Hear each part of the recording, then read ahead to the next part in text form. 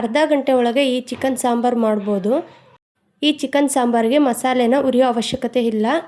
ಸಿಂಪಲ್ಲಾಗಿದ್ದರೂ taste ಮಾತ್ರ ಸೂಪರಾಗಿರುತ್ತೆ. ಒಂದು ಸರಿ ಆದರೂ ಈ ಚಿಕನ್ ಸಾಂಬಾರನ್ನ ಟ್ರೈ ಮಾಡಿ ಹೇಗೆ ಬಂತು ಅಂತ ಕಮೆಂಟಲ್ಲಿ ತಿಳಿಸಿ. ಯಾರ್ಯಾರು ನನ್ನ ಯೂಟ್ಯೂಬ್ ಚಾನಲ್ಗೆ ಸಬ್ಸ್ಕ್ರೈಬ್ ಆಗಿಲ್ವೋ ಆದಷ್ಟು ಬೇಗ ಸಬ್ಸ್ಕ್ರೈಬ್ ಮಾಡ್ಕೊಳ್ಳಿ. 2 kg ಚಿಕನ್ಗೆ ಸಾಂಬಾರು ಮಾಡ್ತಾಯಿದ್ದೀನಿ. 1.5 ಹಿಡಿಯಷ್ಟು ಬೆಳ್ಳುಳ್ಳಿ, 2 ಇಂಚು ಶುಂಠಿ, 6 ರಿಂದ 7 ಈರುಳ್ಳಿನ ಕಟ್ ಮಾಡಿ ಹಾಕ್ಕೊಳ್ತಾ ಇದ್ದೀನಿ. ಅರ್ಧ ಟೀ ಸ್ಪೂನ್ ಅರಿಶಿನ ಪುಡಿ ಇಷ್ಟನ್ನು ಹಾಕಿ ನೈಸಾಗಿ ರುಬ್ಕೊಳ್ಬೇಕು. ನೋಡಿ, ರುಬ್ಕೊಂಡ್ಮೇಲೆ ಈ ಥರ ಫೈನ್ ಪೇಸ್ಟ್ ಆಗಿರಬೇಕು. ಅಲ್ಲಲ್ಲಿ ಸ್ವಲ್ಪ ಈರುಳ್ಳಿ ತರಿಯಾಗಿ ಸಿಕ್ಕರೂ ಸಾಂಬಾರು ನೀರೊಡೆಯುತ್ತೆ. ಅರ್ಧ ಒಳಗೆ ತೆಂಗಿನಕಾಯಿ ತುರಿ, ಒಂದು 10 ಏಲಕ್ಕಿ, ಒಂದು 10 ರಿಂದ 12 ಲವಂಗ, 2 ರಿಂದ 3 ಇಂಚು ಚಕ್ಕೆ, 1 ಟೀ ಸ್ಪೂನು ಗಸಗಸೆ, 3 ರಿಂದ 4 ಚಮಚ ಕೊತ್ತಂಬರಿ ಪುಡಿ, ಒಂದು 1/4 ಕಟ್ಟಷ್ಟು ಕೊತ್ತಂಬರಿ ಸೊಪ್ಪು ಇಷ್ಟನ್ನು ಹಾಕಿ ರುಬ್ಬಕ್ಕೆ ಬೇಕಾಗಿರೋಷ್ಟು ನೀರು ಹಾಕಿ ಚೆನ್ನಾಗಿ ನೈಸಾಗಿ ರುಬ್ಕೊಳ್ಬೇಕು. ಕಾಯಿನ ಪೇಸ್ಟು ಸಹ ಈ ಥರ ನೈಸಾಗಿ ರುಬ್ಕೊಳ್ಬೇಕು.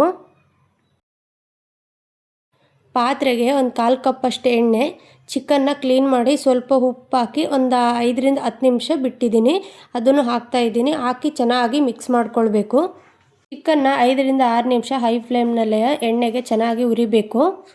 ಪ್ಲೇಟ್ ಮುಚ್ಚಿ ಇದನ್ನು ನೀರು ಬಿಡೋ ತನಕ ಹವೆಯಲ್ಲೇ ಬೇಯಿಸಬೇಕು. ಚಿಕನ್ನು ಸ್ವಲ್ಪ ಬೆಂದು ನೀರು ಬಿಟ್ಟಿದೆ. ಇದನ್ನು ಇನ್ನೊಂದು ಸರಿ ಮಿಕ್ಸ್ ಮಾಡಿಕೊಂಡು ನಾವು ಆವಾಗಲೇ ರುಬ್ಬಿದ್ವಲ್ಲ ಈರುಳ್ಳಿ, ಬೆಳ್ಳುಳ್ಳಿ, ಶುಂಠಿ ಪೇಸ್ಟ್ನ ಹಾಕಿ ಇದನ್ನು ಚೆನ್ನಾಗಿ ಮಿಕ್ಸ್ ಮಾಡ್ಕೊಳ್ಬೇಕು. ಈರುಳ್ಳಿ, ಬೆಳ್ಳುಳ್ಳಿದೆಲ್ಲ ಚೆನ್ನಾಗಿ ಹೊಂದ್ಕೊಳ್ಳೋ ಥರ ಮಿಕ್ಸ್ ಮಾಡಿಕೊಂಡು ಇದನ್ನು ಒಂದು 5 ರಿಂದ 6 ನಿಮಿಷ ಲೋ ಫ್ಲೇಮ್ನಲ್ಲೇ ಕುದಿಸ್ಬೇಕು. ಇದರಿಂದ ಎಣ್ಣೆ ಚೆನ್ನಾಗಿ ಬಿಡುತ್ತೆ. ಇದನ್ನು ಮತ್ತೆ ಮಿಕ್ಸ್ ಮಾಡಬೇಕು. ಚೆನ್ನಾಗಿ ಮಿಕ್ಸ್ ಮಾಡಿದರೆ ಒಳ್ಳೆ ರುಚಿ ಬರುತ್ತೆ. ಇದಕ್ಕೆ ನಾವು ಒಂದು 2 ಚಮಚದಷ್ಟು ಉಪ್ಪು ಹಾಕ್ತಾಯಿದ್ದೀನಿ. ಇದಕ್ಕೆ ಕಲ್ಲುಪ್ಪು ಹಾಕಿದರೆ ತುಂಬ ರುಚಿ ಇರುತ್ತೆ. ನೆಕ್ಸ್ಟ್ ಇದಕ್ಕೆ 3 ಟೇಬಲ್ ಸ್ಪೂನಷ್ಟು ಖಾರದ ಪುಡಿ ಹಾಕ್ತಾಯಿದ್ದೀನಿ. ಖಾರದ ಪುಡಿ ಹಾಕಿ ಚೆನ್ನಾಗಿ ಮಿಕ್ಸ್ ಮಾಡ್ಕೊಳ್ಬೇಕು. ಚಿಕನ್ಗೆ ಉಪ್ಪು ಖಾರ ಚೆನ್ನಾಗಿ ಹಿಡಿಬೇಕು. ಇದನ್ನು ಹಾಗೆ ಈ ರಸ, ಅರಿಶಿನ, ನೀರುಳ್ಳಿ, ಬೆಳ್ಳುಳ್ಳಿ ಹಾಕಿರ್ತೀವಲ್ಲ ಅದನ್ನು ಮನೆಯಲ್ಲಿ ಬಾಣಂತಿಯವರಿದ್ದರೂ ಸಹ ಈ ರಸನ ಕೊಡ್ತಾರೆ. ನೆಕ್ಸ್ಟ್ ಆವಾಗಲೇ ಕಾಯಿ ಮಸಾಲೆ ರುಬ್ಬಿದ್ವಲ್ಲ ಅದನ್ನು ಸಹ ಹಾಕ್ತಾಯಿದ್ದೀವಿ. ಸಾರಿನ ಅಳತೆ ನೋಡಿಕೊಂಡು ನೀರು ಎಷ್ಟು ಬೇಕೋ ಅಷ್ಟು ಹಾಕ್ಕೊಳ್ಬೋದು. ಗಟ್ಟಿಗೆ ಬೇಕು ಅಂದರೆ ನೀರೇನು ಹಾಕೋ ಅವಶ್ಯಕತೆಯೇ ಇರಲ್ಲ, ಅದರಲ್ಲೇ ಚೆನ್ನಾಗಿ ಬೇಯುತ್ತೆ. ಪ್ಲೇಟ್ ಮುಚ್ಚಿ ಒಂದು 5 ನಿಮಿಷ ಕುದಿಸಿದ್ರೆ ಫಸ್ಟ್ ಕ್ಲಾಸ್ ಆಗಿರೋ ಚಿಕನ್ ಸಾಂಬಾರು ರೆಡಿಯಾಗಿರುತ್ತೆ.